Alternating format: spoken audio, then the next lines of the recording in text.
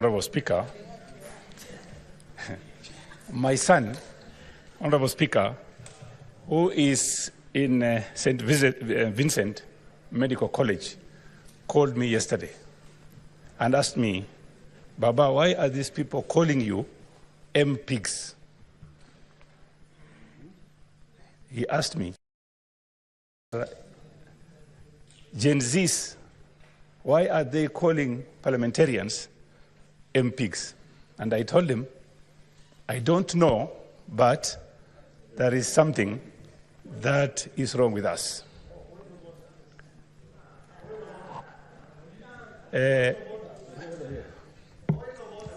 Honorable Speaker, in support of this motion, let me say a few things.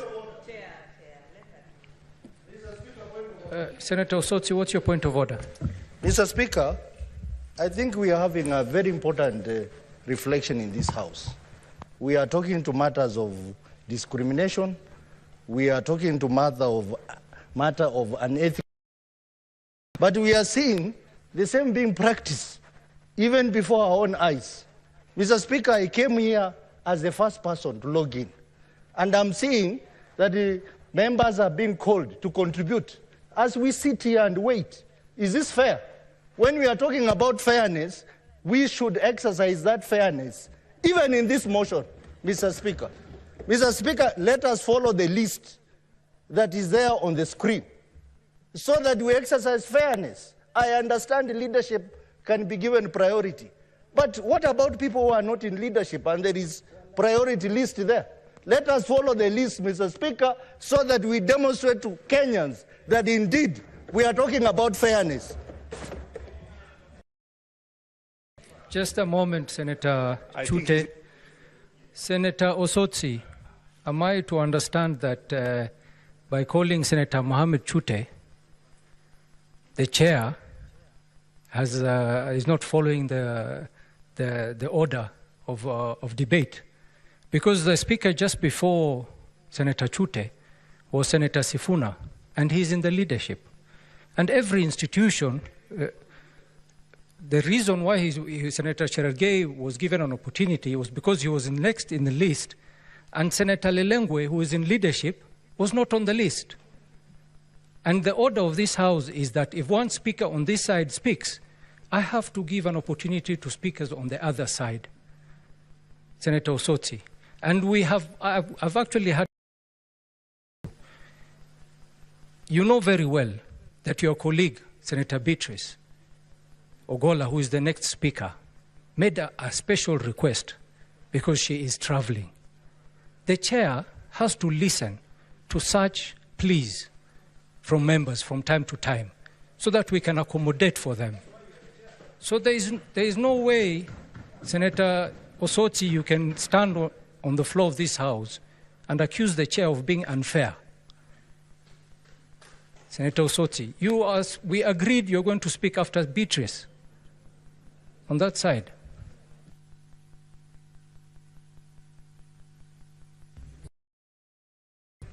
Thank you, Honorable Speaker. I hope my friend Osotsi is not complaining about me because I was definitely ahead of him. Thank you very much, Honorable Speaker. I was talking about Gen Zs.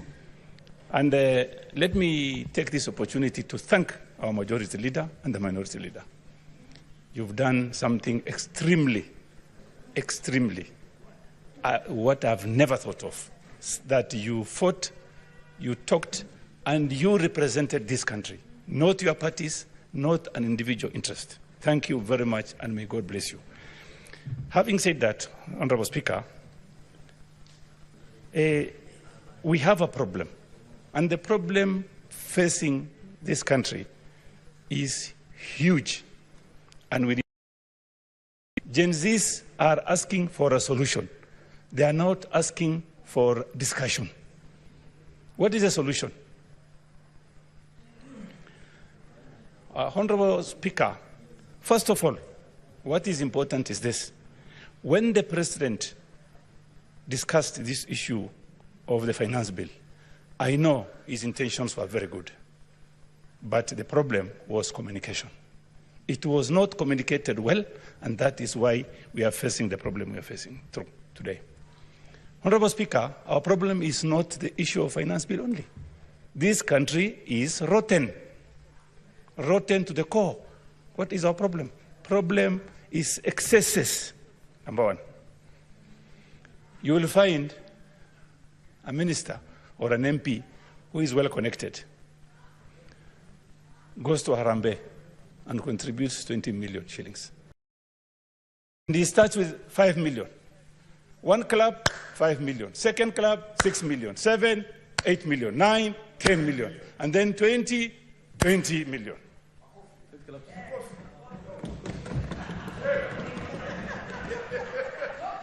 Honorable Speaker, if somebody from Marsabit calls me and says, hawa watu wametoa hiyo pesa wapi mzee? I told him, I don't know. Wametoa wapi? I don't know. I saw a minister, CS, wearing a watch, NATO Hublot. I don't know if it's Hablo or Hublot. That one, I need to be corrected. Costing 3.2 million shillings. If you look at his belt, 500,000 shillings. His shoes, 680,000 shillings. The suit, almost 1.2 million. 6 million shillings.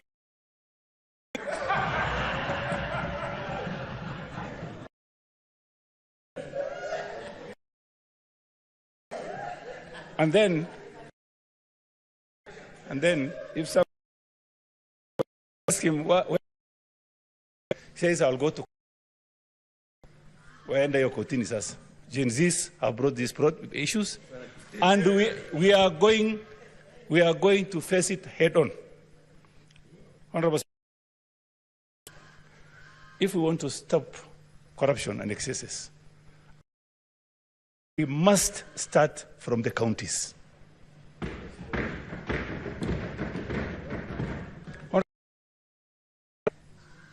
If you look at, I'm in the devolution committee, my chair is here, Chair Abbas, and some development projects counties are up to the tune of 6% only. Out of 8 to 9 billion, 10 billion shillings, 6% of 10 billion is maybe 6 million only, if I'm not wrong. So, if we ask the Senate today to stop sending development funds to some counties, will I be wrong? No, because there is no development. There is none. Even, let us look at Kisii. It's a 6%. Nairobi, 6%. So, Honorable Speaker, let me thank the Gen Zs, other people or persons or groups who can join JCs to support this country or to help us solve this problem. I would really appreciate. Honorable Speaker, there is a democratic space that we are lacking in this country. And the laws of this country are very clear. Give people space to talk, to picket, to demonstrate, and to even give statements of what they need for themselves. This is a democratic country. Police brutality should stop. Reverend Njoya was beaten in front of this parliament, I don't know like what, in 1996, I think. And in 2024, the same thing is happening. When is this going to stop? The IG should resign. That is point number one. On corruption,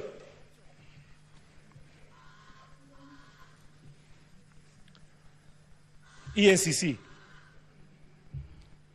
Honorable Speaker, if you report something today to EACC, after 1 hour, somebody will call you from Marsabit and say, oh, did you go to EACC? What did you report there? How would this person know? 500 kilometers from Marsabit. It's definitely somebody who is in that office leaking that information. Well, if you ask me today, it should be disbanded like yesterday, not today. Honorable Speaker, we are seeking solutions here. And this is what JZs want. That is what they're asking for. We stop our excesses. What is wrong if the president today says, ministers, why don't you sack them? Let them go home. There are other people, Kenyans, who can do the same job effectively and efficiently. Futa wakasi, sack them. The other day you heard about fertilizers. That man is still in office. Cooking oil. The CS is still in office. And the president is aware. And the CEO of Kenya National Trading Corporation said, why do you ask me these questions? My seniors are the people who sent those to my office. Who are these seniors? The president should sack all the ministers, employ afresh ones, and we move forward. On the borrowings, Honorable Speaker, if you look at President Moi's budget in 2007 was 2.18 billion shillings. The expenditure was 324 billion. Similarly, President in 2012, the budget was at 1.52 trillion. And today, our budget is at 3.9 trillion shillings. Honorable Speaker, we have a problem. Our problem are not taxes that is being paid. Our problem is we live beyond our means. We have thieves as ministers. We have thieves as PSS. We have thieves as MPs. We have thieves as senators. Honorable Speaker, let's not spare this house also. We have a problem. We must start from this house. We must start from this house. Everybody knows how much we are earning. Even in this house, there are people who live extravagantly in this house, and we know who they are. Honorable Speaker, there are issues about counties. There are devolved functions that have not been transferred up to today. Why do we need regional offices, regional bodies doing some work that's supposed to be done by the counties? Do you know the reason? Because of corruption. Yes, that is what is happening. You create regional offices, and then yet, constitutionally, those issues are supposed to be in the counties. They are devolved. Why do you keep the money here? I want to ask our president, if he really loves this country, let him follow our constitution. Let him send counties. Even CDF money should go to the counties. This is not MP's business. It should go to the counties, managed by the counties. We have regional offices, even in Marsabit. We have regional offices in Isiolo. We have one operating from Garissa. So many offices. These are conduits of theft. Honorable Speaker, and I really appreciate what our majority leader has done today. He has opened the free space for us to talk. And you remember, our Deputy President said, there are some people who have eaten so much, they start vomiting on us. That is very true. Very, very true. I want to urge our President, this is the right time, the right opportunity for you. Don't wait for these young boys and girls to come and talk to you. I've asked for, please start by, first of all, sacking all the ministers. Futa yote, PSS, regional offices, take it back to the counties. And the president should support the county government. And Honorable Speaker, the county government also should stop its excesses. What I would urge this House to do is to visit counties so that we the employment programs and the development programs. And then we come up with a law that will curtail theft in those counties. About 2 months ago, your Honorable Speaker, Governor for Marsabit was brought before EACC. And 2 months since then, they are bragging around Nairobi area saying, kwani EACC ko, what can be done to us? There is nothing that can be done. Oh, we are dying. We sit in his helicopter, we take photos with him. Who will touch us? I want to ask the President, please, don't dine. Don't sit with thieves. Fukuzawa, chase them away. When you are seen with the President, oh, you think like now, there is no case against you. There is a case against you. And I want to urge ODPP also to, in fact, it should be disbanded. There's nothing they are doing. Like I think Honorable Khalwale has said. They select who to prosecute, who to take to court, and who not to take to court, depending on which party you come from or where you come from. And that's very serious, Honorable Speaker. I want to today thank God, Jesus, for creating this space for us to talk what we want. Honorable Speaker, there is the issue of cooking oil, imported cooking oil. It is in almost 50 godowns today, expiring, and the government has lost over 17 billion shillings. And those people are still in the office because they are politically correct. I want to urge the President, please, even if somebody is politically correct, you are trying to help a certain region, please stop doing that.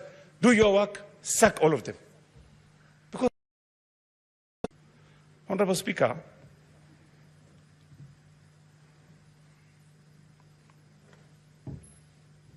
I want to ask our majority leader and minority leader to think about what we are going to do in order to handle issues in the county governments. Because the problem starts with the counties. Every Gen Z comes from a county. Honorable Speaker, if you go to a county, your county today, you will find foreigners, people from I don't know where, work in those counties. If these JCs are allowed to work in their counties, do you think we have this kind of a problem? No, we don't have. But they cannot work. Only the family, close relatives, given those contracts. And don't you think the President is not aware? He's aware. We normally send him texts telling him this and this is happening in our counties. So he should take charge. The monies that are going to the counties are the monies that are from taxpayers' money. They are not, that doesn't belong to the counties. No, it doesn't belong to the governor. The governor sits in Nairobi and then controls monies in either Wajir, Marsabit, Isiolo, Samburu.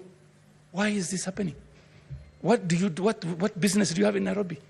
It's because you just went there as a governor to steal, but not to work for. Finally, Honorable Speaker, what I want to see from the President, the governors who has cases, who are now being questioned, he should ask them to step aside. And thorough investigation should be started. Honorable Speaker, this House, Senate House, our business mainly is county business.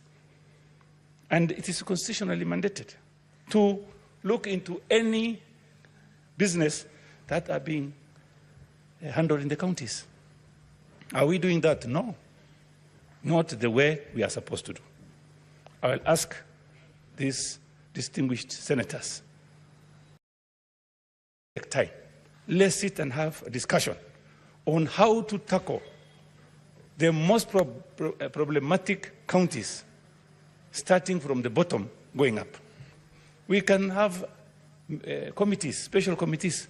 Send one to Marsabit, send the other one to Kakamega, send another one to Isiolo, another one to Mandera. Then you will solve these problems. Even Machakos. So, Honorable Speaker, under Article 75, conduct of a state officer. It says a state officer shall behave whether in public and official life, in private life, or in association with any person, in a manner that avoids gifts. We have our judge there. Donations. And today, Honorable Speaker, what I would request us to do, there is an organizations which are like, let's say, for example, Kena, Kera, Kura. If you go there today, those director generals are supposed to be asked to step aside so that lifestyle audit can be instituted. Honorable Speaker, if you go to any office today, either government or you will be told, if you want to ask for contracts or employment for your people, you will be told, sorry, we don't have. Because it has started from somewhere in the State House. There are some brokers working in the State House that normally go to places and say, we need employment for our people. And the president said, employ 500. And it's not true. KRA before us, they employed 56% of one community. And do you think the president is aware? No. Even some CEOs working in institutions are worried. They are being forced to do things that they are not supposed to do. And well, this man has been sent by so-and-so, you must do this, you must buy this, you must sell this. They have a problem. And the only person who can solve this problem is for the president to do a memo to all CEOs and director generals to tell them, listen, don't listen to anybody who uses my name. He must have a memo and publicized. We need to see that memo also, that the president has 1 minute only, please. 1 minute. I want to finalize. I want to conclude. We're running out of time. 1 minute. So, if we have that kind of a memo, I'm sure these thieves will stop stealing from our people. Honorable Speaker, in conclusion, I want to thank the members here. Last week, Wednesday, we almost went on adjournment. And I want to thank the 19 senators who said we should not go, including myself. And today, our majority leader has seen the fruit of us saying no. And I want to thank both the leader of majority and minority for bringing this issue today before the public, before the people of Kenya, and before the Senate. Thank you very much. God bless you. Thank you, Senator. Senator Beatrice Ogola. Thank you,